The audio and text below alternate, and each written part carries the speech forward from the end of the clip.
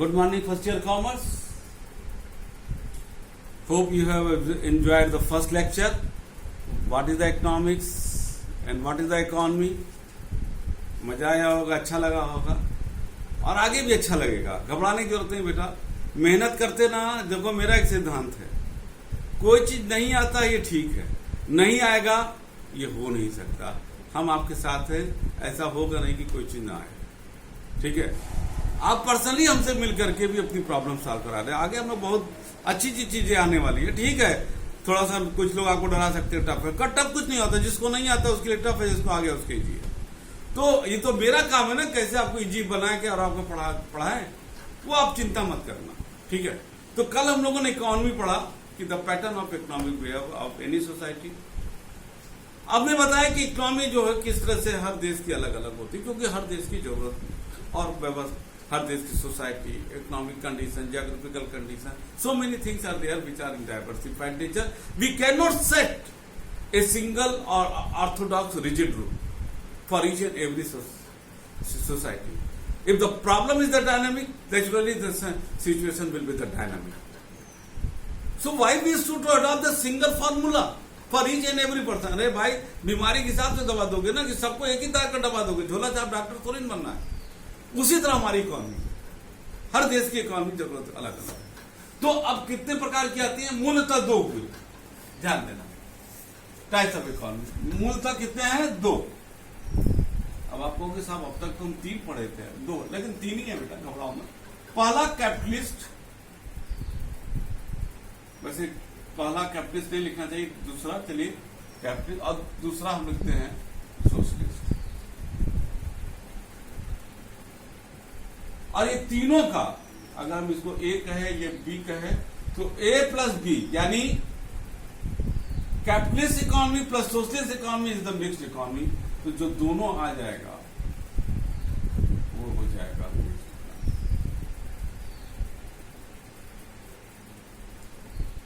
अब चलते हैं, पहले तो इस बात करेंगे socialist. Factor of production. Factor of production आप जानते हो, एक क्लास में हम उसको आप अलग से हम लेंगे.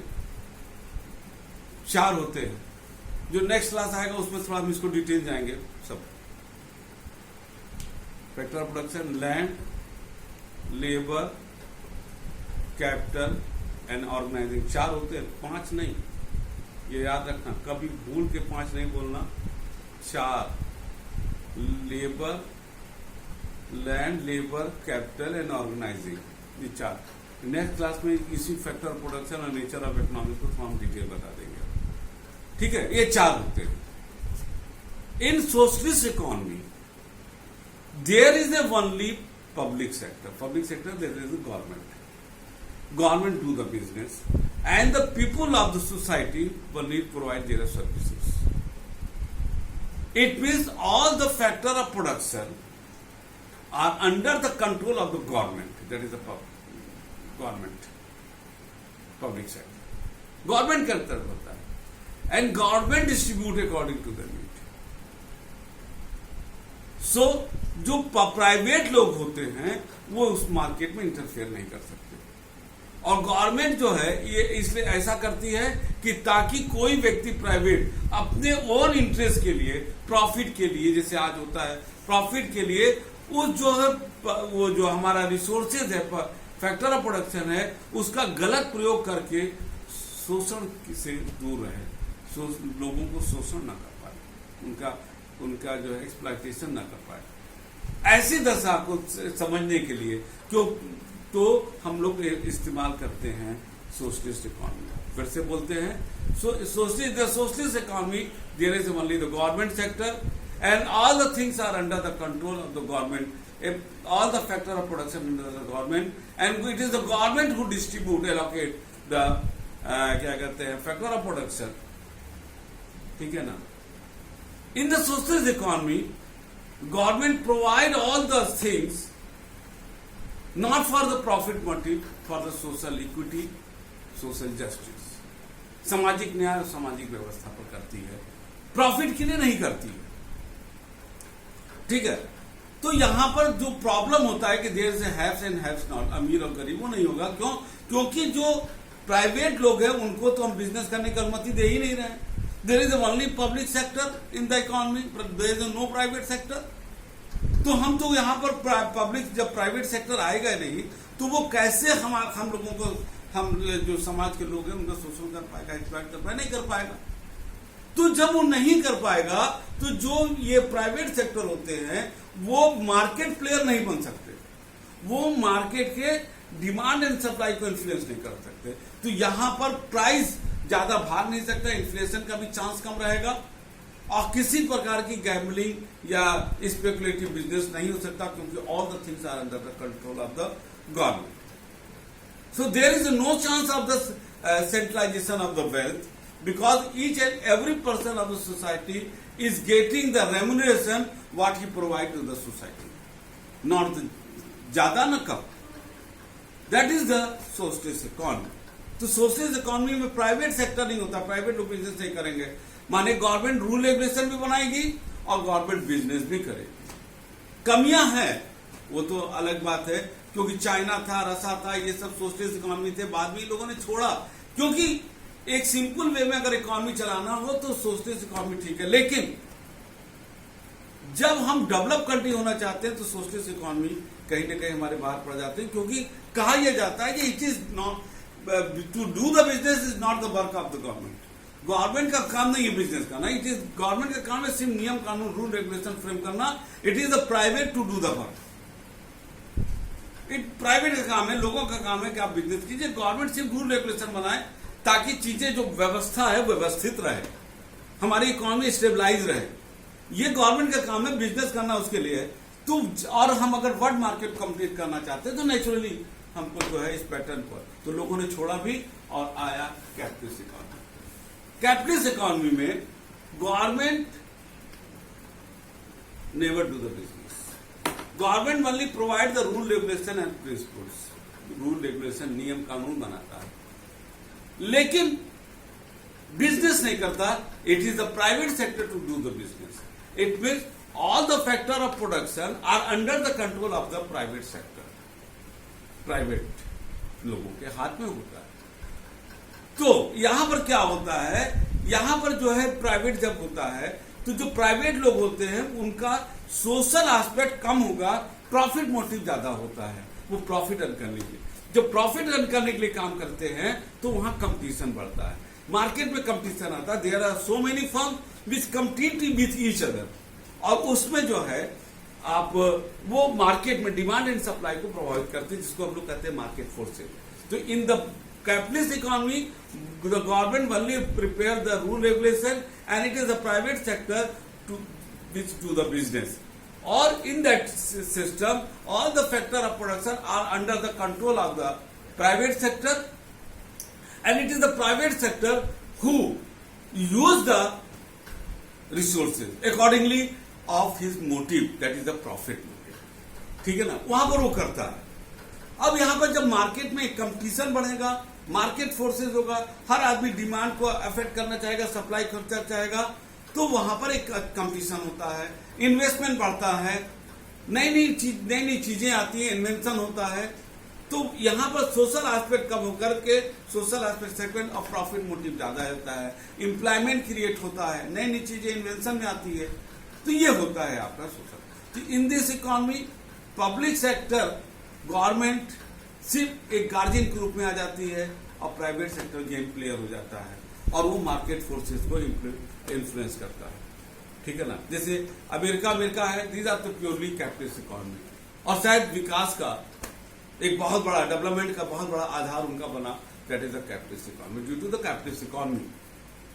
ठीक है, अब आते हैं, ये संक्षेप में बेटा बता रहे हैं, ये हो गया कैपिटलिस्ट और सोशलिस्ट इकोनॉमी। अब हमारा जब देश आजाद हुआ था वहां पर देश की अर्थव्यवस्था एकदम जर्जर थी 1947 में। अब जब 1947 में जब अर्थव्यवस्था जर्जर थी तो हम जो है हम लोग पूरा डिपेंड नहीं हो सकते, तो गवर्नमेंट ने एक बीच का रास्ता अपनाया, that is the mixed economy, जिसमें कैपिटलिस्ट और सोशलिस्ट दोनों थे। यानी some sector are reserve, some business, some industries are reserve for the government sector, जो सेंसिटिव और डिफेंस और उसके थे, सेंसिटिव थे, और some sector are reserve for the private sector, जिसमें गवर्नमेंट काम नहीं करेगा, और some sector are reserve for both public and private, दोनों।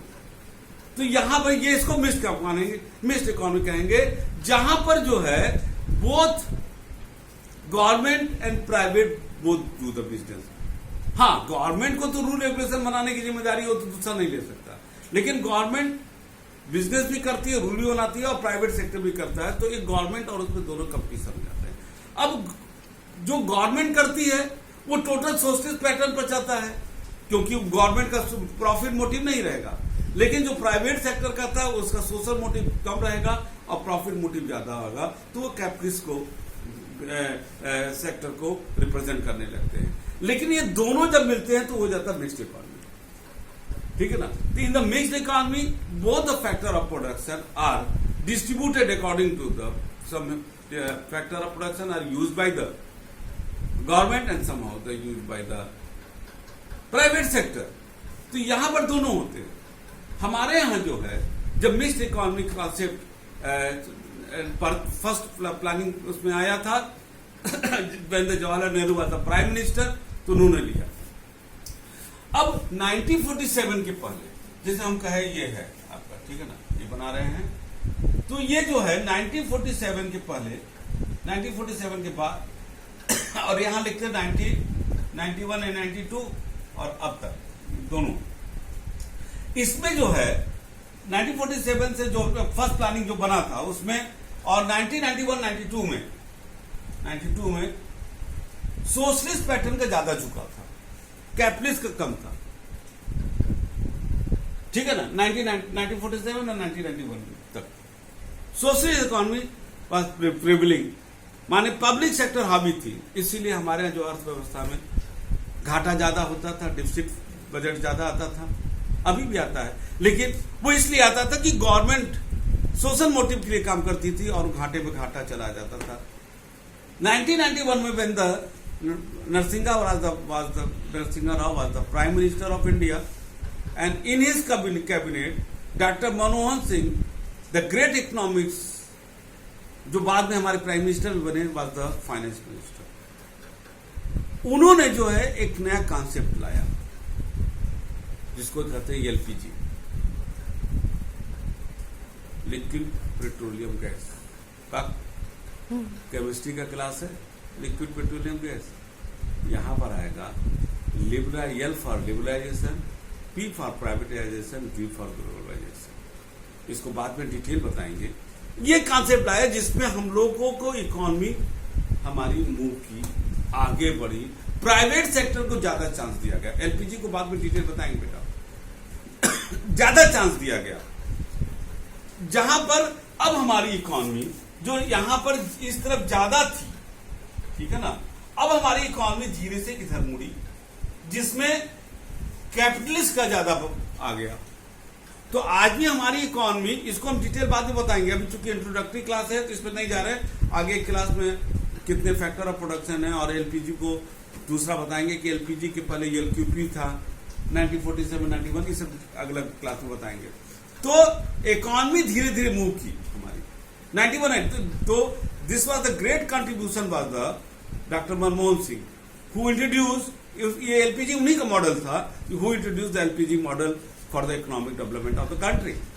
हमारी इकोनॉमी 1991 से, हमारी इकोनॉमी जो मिक्स्ड इकोनॉमी आज भी है, लेकिन उसमें जो है जो सोशलिस्ट पैटर्न था वो थोड़ा कम हुआ और कैपिटलिस्ट पैटर्न आया, यानी कि प्राइवेट सेक्टर का ज्यादा बोलबाला हुआ।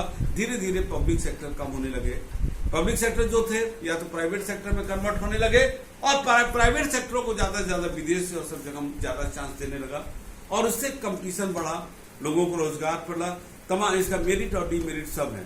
तो हमारी आज की इकोनॉमी जो है वो मूलतः चलती है मिक्स्ड इकोनॉमी में, जिसमें 1940 जो हमने दो फेज बताया, एक फेज में सोशलिस्ट पैटर्न ज्यादा हावी था कैपिटलिस्ट का, और दूसरा फेज आया उसमें कैपिटलिस्ट पैटर्न ज्यादा था, हावी था सोशलिस्ट पैटर्न का। और आज हमारी जो इकोनॉमी उस पर चल रही है, और उसी का था जिसका नतीजा कि आज हमारी इकोनॉमी एक वर्ल्ड इकोनॉमी में एक अपना अच्छा स्थान रखती है, ठीक है ना।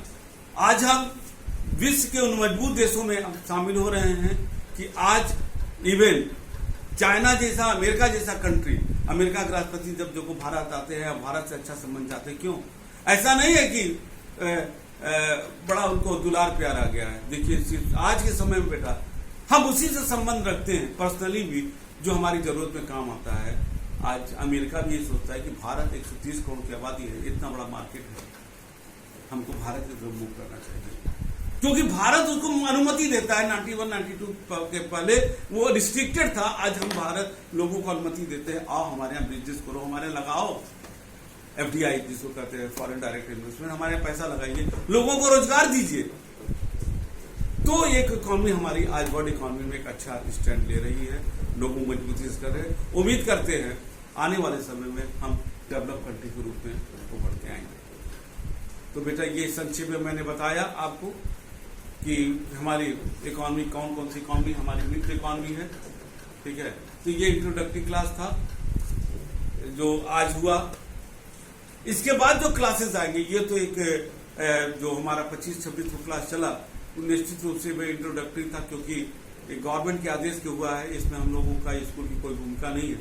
ये गवर्नमेंट ने ही पूरे यूपी बोर्ड का पैटर्न चेंज किया है, इसीलिए ये सिलेबस चेंज हुआ है, ठीक है। तो आप अच्छा तो हुआ है, मिड टर्म में हुआ है, थोड़ा ये तकलीफ हो सकता है, लेकिन हम आप मेहनत करेंगे साथ मिल करके, निश्चित रूप से हम लोग अपना जो भी गोल है अचीव करेंगे। आपके पास हमारा नंबर होगा, कोई भी परेशानी होगा बेटा आप हमसे संपर्क कर लीजिएगा, नहीं होगा तो आप हम अगले बार में देखेंगे। लेकिन हम एक दो लेक्चर में मनी बैंकिंग में मैंने बताया भी था, आप स्कूल से भी नंबर ले सकते हो और वहां पर हमको फोन करके आप इसमें हमसे संपर्क करके जो भी परेशानी है दूर कर सकते हो। कॉलेज में भी 9 से 12 हम लोग बैठने लगे हैं, आप वहां पर भी आके पूछ सकते हो, वहां मिल जाएंगे आपको। 9:30 पौने 10, 9:30 और 10 के बीच में आना, हम आपको वहां पर जरूर मिलेंगे, ठीक है ना। तो अब हमारा जो होगा अगले बार से जो हमारा फर्स्ट ईयर में क्लास डालने का है, मंडे और थर्सडे, उसी हिसाब से हमारा क्लास पड़ेगा। ये है कि हो सकता है 2-2 लेक्चर एक साथ आए, क्योंकि कोर्स को तेजी से आपको आगे बढ़ाना है। तो बेटा मेहनत आपको बहुत अच्छा करना पड़ेगा, तभी आप इस सब्जेक्ट को इंजॉय कर पाओगे। और अगर आपने कॉमर्स इसलिए कैरियर पॉइंट ऑफ व्यू से लिया है, इसको जबरदस्त ढंग से पढ़िएगा, तभी आप सक्सेस प्राप्त करोगे। तो इसी के साथ हम अपना ओवर करते हैं। अगले क्लास में अपने ड्यू टाइम पर हम फिर मिलेंगे, तब तक के लिए थैंक यू।